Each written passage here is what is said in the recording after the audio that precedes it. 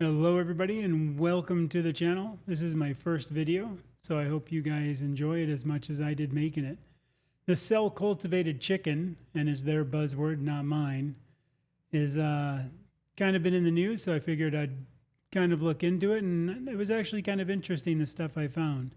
So the USDA has approved two companies. One is Upside Foods and the other is Good Meat. And there's a third company, this Joinn Biologics, which is going to be working with Good Meat in some way, and it's kind of a weird thing. I'm not really sure. So Good Meats does sell in Singapore, and they've been doing so since 2020, so it's already out there. But they do say it's going to be a while before we see it in grocery stores, as it's too expensive and they cannot produce enough of it yet. And yet, here they are making it and getting approved by the USDA. So it does make me wonder, but whatever.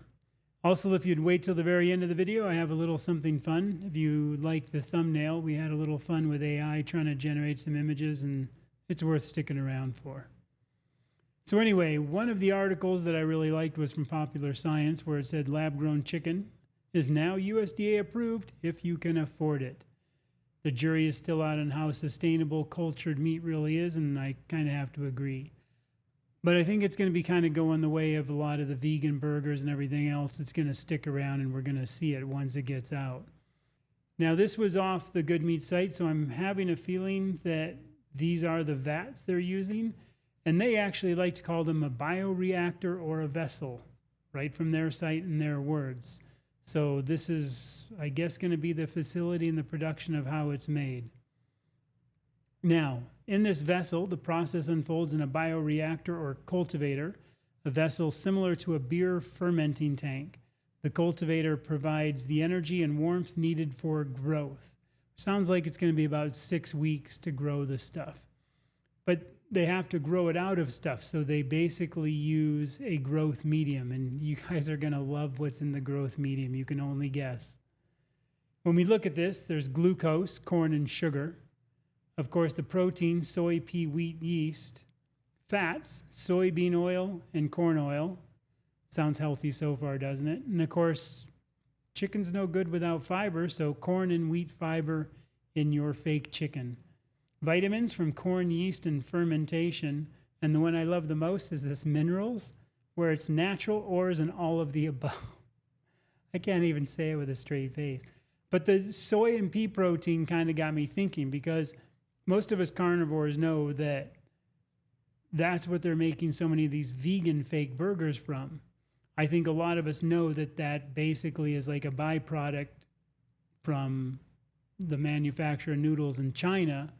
So I did a quick little Google, and some of it is cultivated in the USA, Canada, and Europe. But China currently owns most of the world's processed soy protein supply and half of the pea protein processing by high production volume capability and low cost.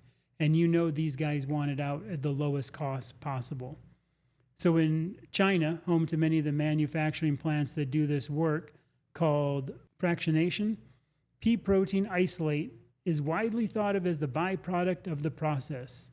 This pea starch is then used to make noodles, and the leftover protein is shipped over to the US. Yum. China's byproduct in your fake chicken and in your fake veggie burgers. And they say we're crazy for thinking real meat is healthy.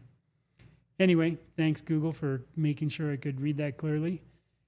I know that's, like, again, not news. We know what's in there. But again, that second I read that soy and pea, I thought, man, chicken is so much protein. They're going to be basing so much of that on there, which kind of made me, want to dig into the financial side, which is coming up. So the first process, scaffolding. We grow the cells on a natural scaffolding. So as they divide, they grow into the desired shape and texture. Now, here's the key thing. Shape and texture scaffolding. They basically say they divide it, grow it into that desired shape. Yet their next step is 3D printing. We use 3D printing to build cultivated meat cells into more familiar meat shapes. So even though it comes to the desired shape and texture, they still have to 3D print it. Now, in this extrusion process, They use cooking, uses temperature differences and pressure gradients to create a more fibrous, meaty texture. I don't know if that little icon over there is like a meat grinder where they're sticking out, but that would make sense that they're extruding it out of something and cooking it. And of course, we know when we overcook meat that it can get a little tougher, or cook it to different temperatures. We get different textures of the meat as we cook it. So it sounds like it's going to be pre-cooked. Now, this last step, another marketing genius here, molding. We use molding as a final culinary technique to prepare good meat for you to cook. Now, the second I read this, like, oh, they're going to cook it and extrude it and then mold it and then you're going to cook it, I thought, have you ever had chicken in the fridge for like 2 or 3 days and then you go to taste it after chicken's been cooked? I have a feeling it's going to be nasty stuff. But anyway, I just thought it was really confusing, the process and everything else. But again, they've been selling this stuff for a couple years in Singapore. And I did go onto their site, and this is one of their ads. They make it look so delicious, for it looks like some satay sticks there.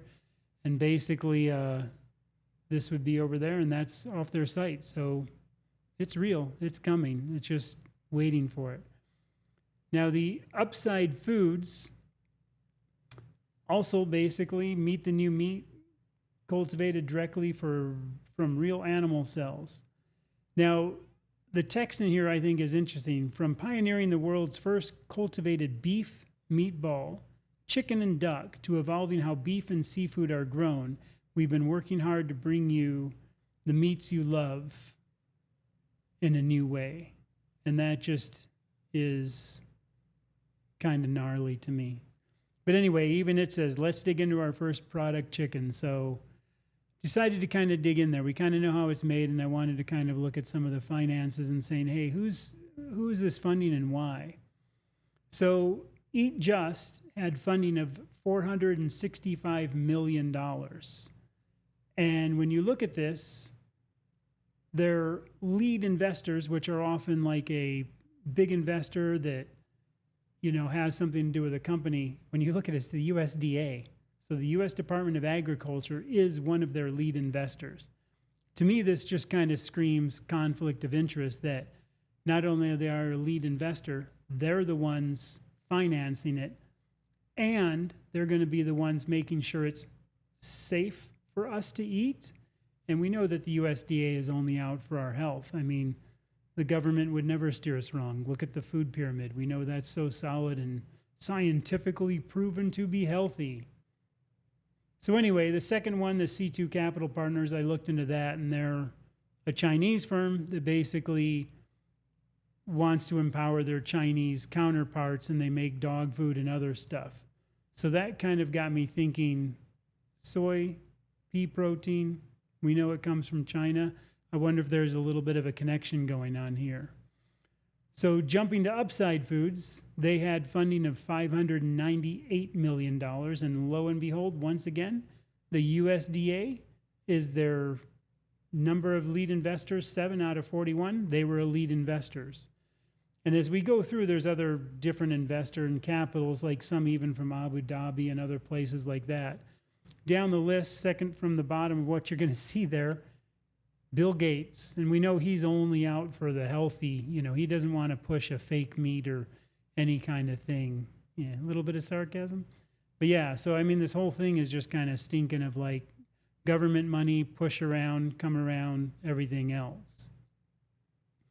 So anyway, this Joinn Biologics, who's going to be making some of it for the Just Company, every single bit of their funding is all from China. All of them. All China funded. And once again, maybe I've got tinfoil on, maybe not, but when I start connecting the dots to what chicken is based on soy and pea protein and where it all comes from, that these guys are going to be getting it in from them.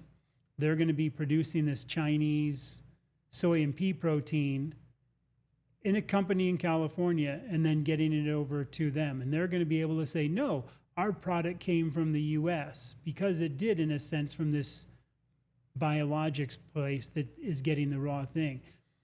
I did a little bit of reading on this, and this seems to be a common way that like dog food companies can say, yeah, we're from the US.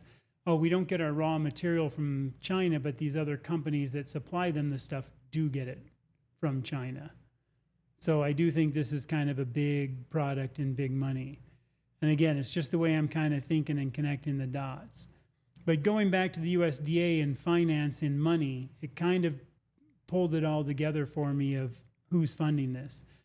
This was an article from October 2021, 10 million into lab-grown meat even back then. So again, thanks to Google, $484.75 billion in 2023 was the USDA's budget.